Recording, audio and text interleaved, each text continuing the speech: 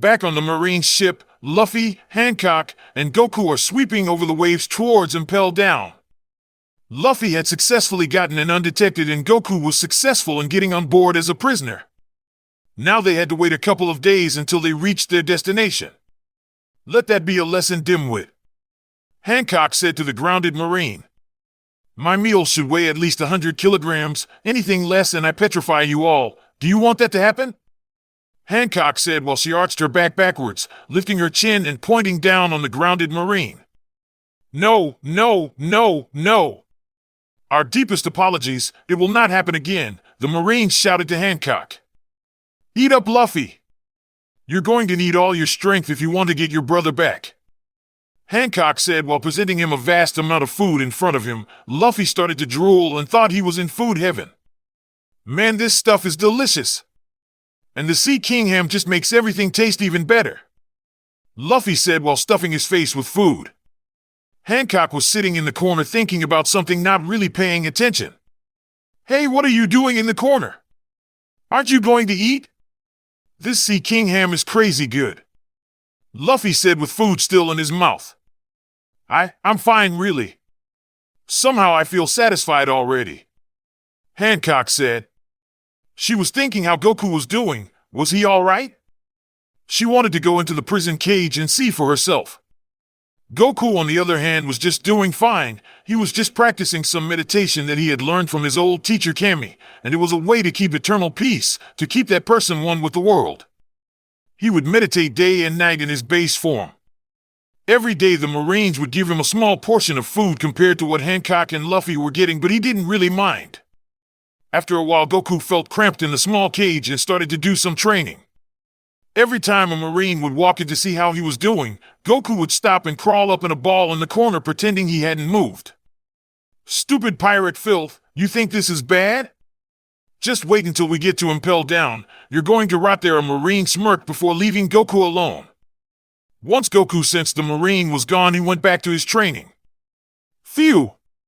I'm stuffed, said Luffy, rubbing his bloated stomach. That was so good. Hancock had a horrified face because she realized that Luffy was talking out loud.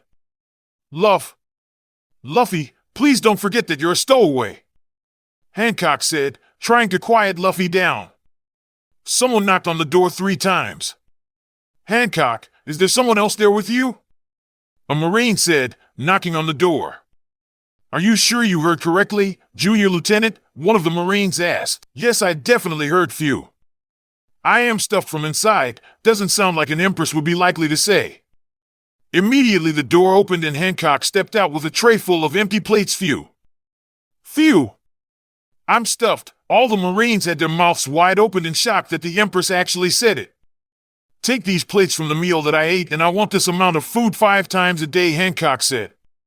The Marines were in shock. That much? But we'll run out of food in no time, they shouted. Do I look like I care? Hancock said casually before heading back into the room. She's the worst. But so beautiful, the Marines all said. 6 days remained until Ace's execution, and with Whitebeard's mass destruction on destroying Marine ships, the Marine headquarters are now even more on edge.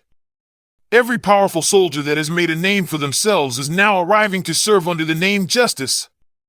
As for the Shichibukai, they were discussing their own battle conference. For days have passed by and the ship has finally arrived at Impel Down.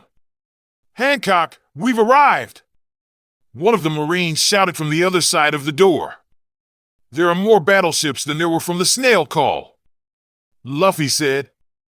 Quickly, we have to go now, Luffy, Hancock said, and Luffy nodded and hid himself inside Hancock's robes. Hancock walked out to meet the other soldiers and was waiting for someone to escort her to where she is needed.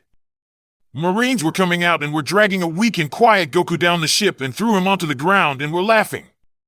Hancock was about to run and pick up Goku, but he glared at her, motioning his head, telling her don't.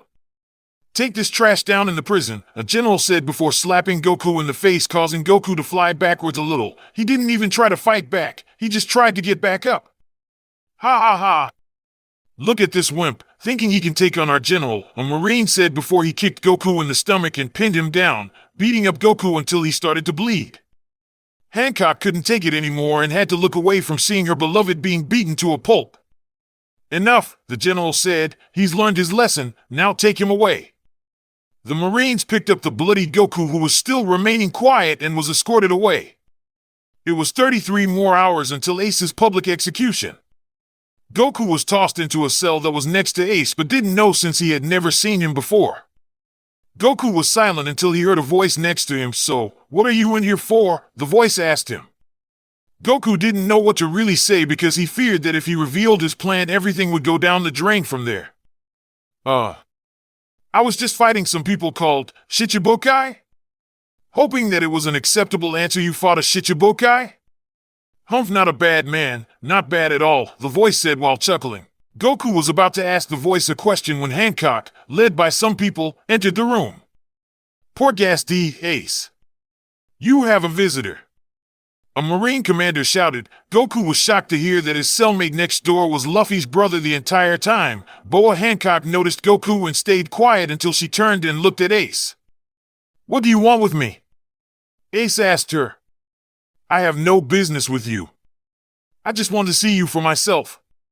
The man who will be the trigger for the battle in which I am set to participate. Hancock said calmly. After having her conversation with Ace, she turned around.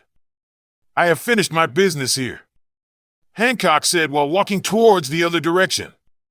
Once everyone left, Goku asked Ace what she had told him because he didn't understand entirely. My brother, Ace said, he's here. Goku smiled slightly at the sound of that, knowing that his friend made it in. All right, now I gotta wait until Luffy comes to help Ace so I can go find the strongest fighters. Goku thought Luffy was running around trying to find Ace down on each level of torture but couldn't find him anywhere until he was notified by someone that Ace was locked away in the lowest part of the chambers. He started off in that direction. Hang on, Ace, I'm coming, Luffy thought to himself. 33 hours had passed and it was time for Ace's execution. Goku was worried now. Where is Luffy? I thought he was going to appear a few hours ago, Goku said. Ace was now being dragged off and was going to main fort to be executed. Goku wanted to stop them, but with his malnutrition and his strength depleted, he was helpless to do so.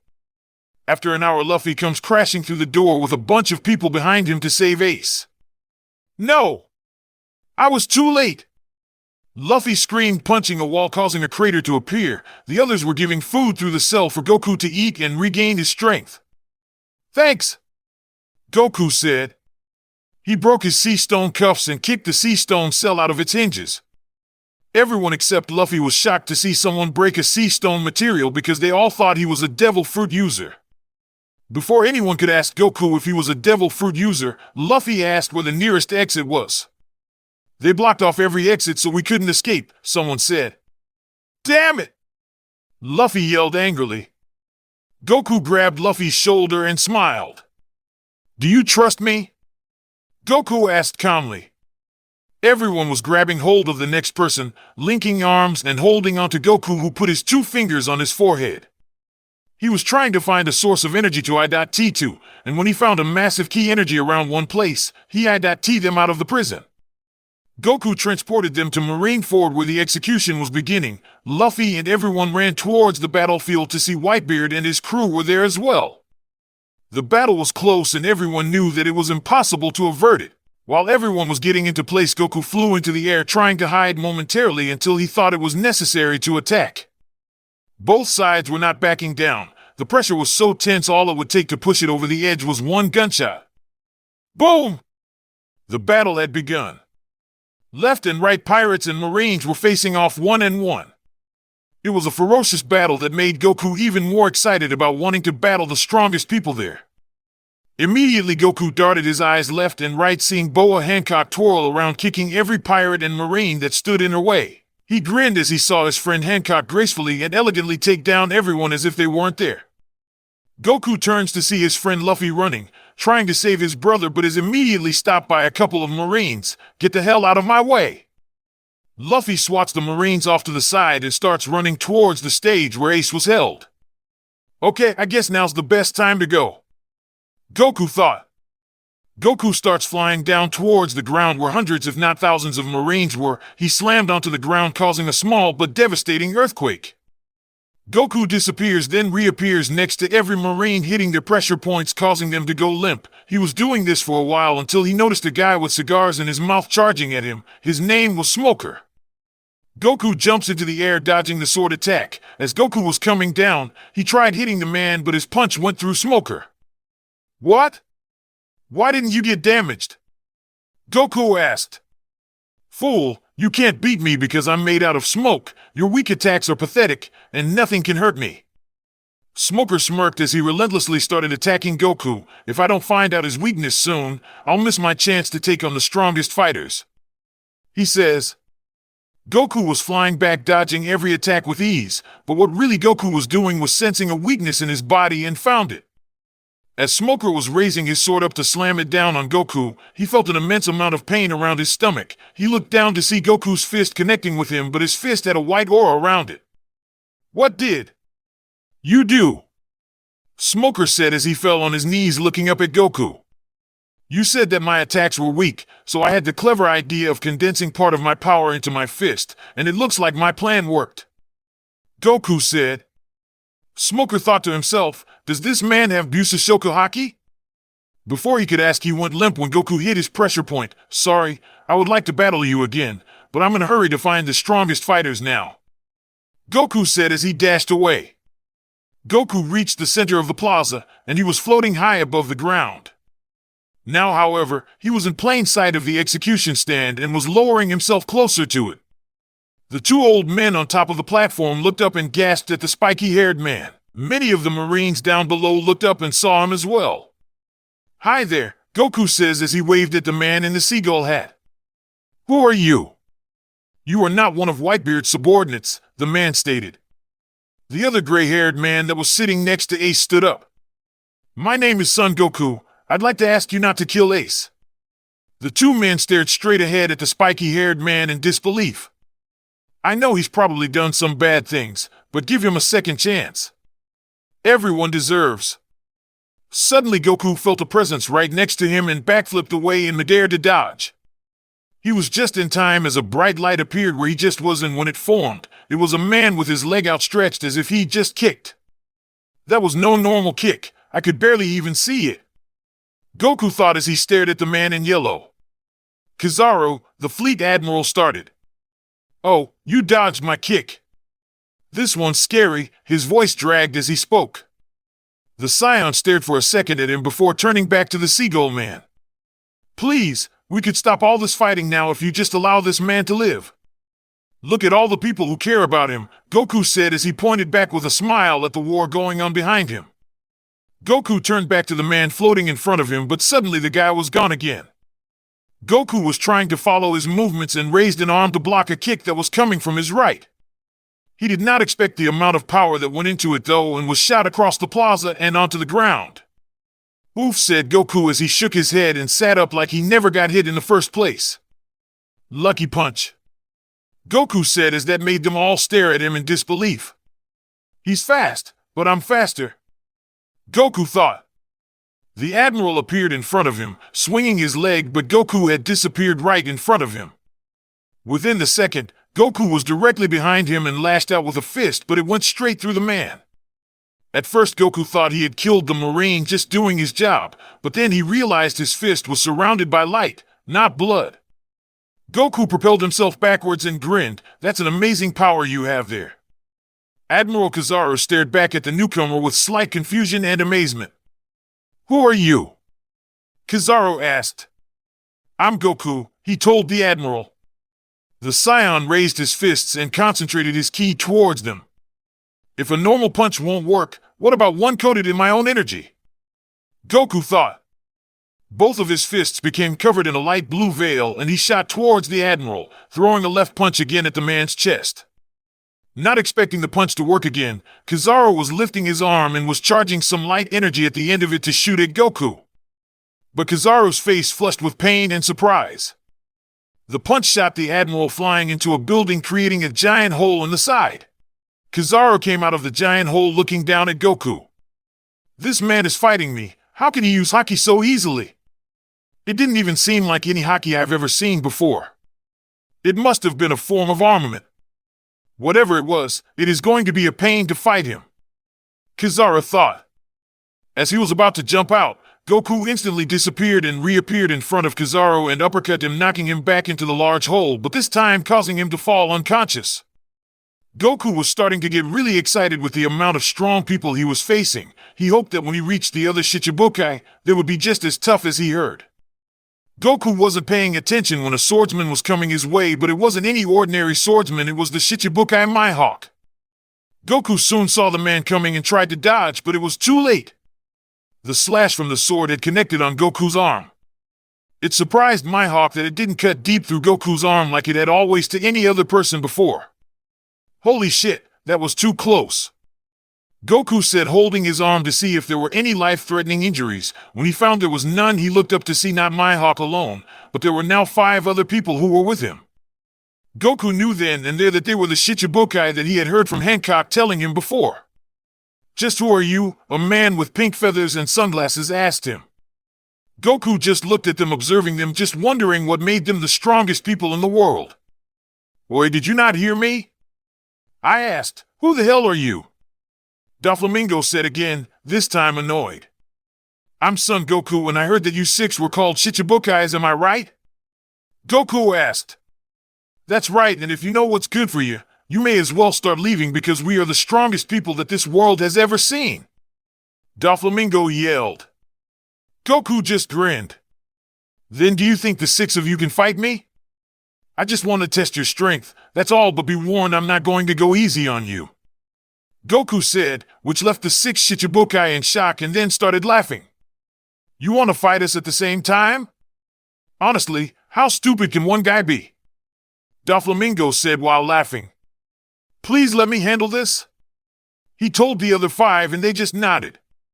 Doflamingo dashed towards Goku, going to strike him in the face, but Goku just disappeared, causing him to stumble a second. All the Shichibukai were looking and wondering where Goku had gone until they heard a voice that answered their question. "Like I said before, I wasn't going to go easy on you, so you better come at me with full power," Goku said while facing away from the Shichibukai in a badass way. The Shichibukai looked at each other and then at Goku. Goku turned around to see the war had stopped fighting and every soul on that island was watching him challenging the Shichibukai's head-on. Even Whitebeard couldn't help himself but smile a little at Goku's bravery in taking the Shichibukai's head-on. A visual Den Mushi was recording this moment. The 6 Shichibukai and Goku were on the ground getting ready to versus each other. But Hancock wasn't accepting this idea of Goku throwing away his life just to fight the Shichibukai. She ran in front of Goku, holding out her hands, blocking him from going any farther. Goku didn't show any emotions, but inside he was angry because of what the Marines had become. He thought that the world government was supposed to be fair and equal. Instead, it's corrupted and it's full of people who take advantage of others. "Get out of the way, Hancock," Goku said in a stern voice, trying to walk past her, but she pushed him back, which caught the Saiyan off guard and shocked everyone, wondering why she was trying to stop him from challenging the Shichibukai. "I said get out of the way, Hancock," Goku said, his voice raised a little. "No," Hancock said while keeping her hands in the air. "What?" Goku said, his tone was getting angrier. "I said no," Hancock said, still trying to keep Goku away from the Shichibukai. "Get out of my way, Hancock," Goku roared. Everyone winced at the sheer strength Goku possessed. Even his shout had caused the Shichibukai's spines to tingle. "I won't let you get killed just because you want to take on those people," Hancock said while pointing towards the Shichibukai. "You're not going to stop me," Goku said in a dangerous voice. He was going to walk past her again, but this time, Hancock had slapped Goku hard on the face. This made Goku fall down and momentarily be in a state of shock, seeing his friend had actually slapped him in the face. Goku saw that Hancock had a pained expression when she had to slap him. "If you want to get to them, you're going to have to kill me," Hancock said with tears in her eyes, threatening to spill down on her face, but she was exhausted and breathing hard. "If you want to fight them this badly, then you're going to have to destroy me," Hancock screamed. Goku's eyes momentarily turned to normal and then back to a cold stare. Goku started getting up and then slowly extended his arm out towards Hancock. His hand then started glowing a ball of energy, and he pointed it to Hancock, who was shocked to see he was going to actually fire it at her. Hancock closed her eyes, awaiting her destruction at the hand of her beloved. But instantly Goku dashed towards Hancock and hugged her, which made the Empress, "I had caused you so much pain, Hancock. I know this must be hard, but please let me fight them," Goku said softly. Hancock turned his face towards hers, and she started to tear up a little. "But Goku, what will Luffy and I do if you die?" "We need you, Goku." "I need you." She muffled the last part while she buried her face in his arms. Goku just picked up her face with his finger and smiled at her. "You won't have to worry about me ever again, Hancock, 'cause know this, my passion to keep everyone I love alive is what keeps me going, and I'm not going to fail now just because of them," Goku said, pointing to the Shichibukai. This put a little smile on Hancock's face. "Then will you promise me something, Goku?" Hancock said to Goku, "What is it?" Goku asked, "Promise me you'll come back to us?" Hancock said to Goku, which made him grin. "That's a promise that I can definitely keep," Goku said, smiling. "Then here's my token of appreciation," Hancock said as she kissed Goku on the cheek, which made her turn red and put a big smile on her face. Goku grinned and had let go of Hancock to face the Shichibukai, who were confused as to what happened. "Sorry about that," Goku said while cracking his neck. "Now, where were we?"